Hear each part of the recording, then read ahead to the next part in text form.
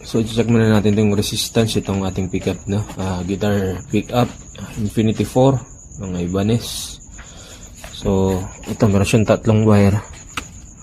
Itong black ground, itong white, ito yung sa humbucker niya. Bago itong red, ito naka split coil kasi ito. So, single coil ito. So, check natin kung ilan yung reading nito sa ohms, no? So, dito muna tayo sa red, mga idol. Ang reading ng red is 8.41. Yan, para malinaw. 8.41. So, single coil yan, mga idol. Ito yung gumagana niya dito. Then, dito na sa white, 16.53. So, humbucker yan.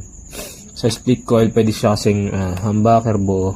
Then, pwede siyang naka single coil lang. Ayan lang. Okay. So, ito mga idol, isa pang testing na meron tayong amp dito. So, relekta natin itong ating para mas maintindihan natin, i-hook up lang natin to. Ito yung galing sa ating amp.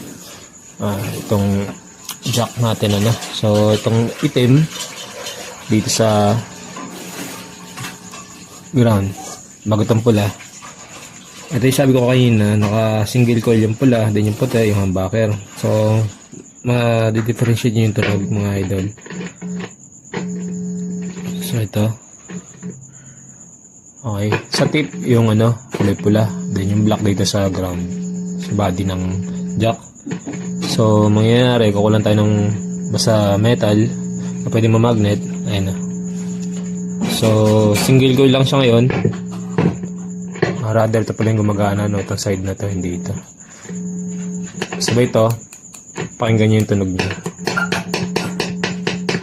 Bukol siya. Itong lakas.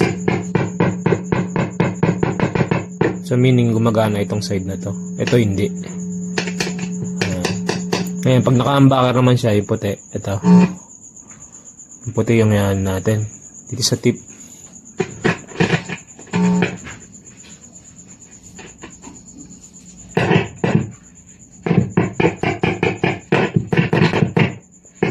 So, humbucker siya ngayon.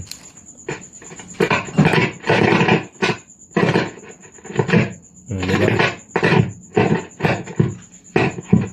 Yung kanina, yung kulay pulang ginamit natin, bungol to, side na to. Itong side na to.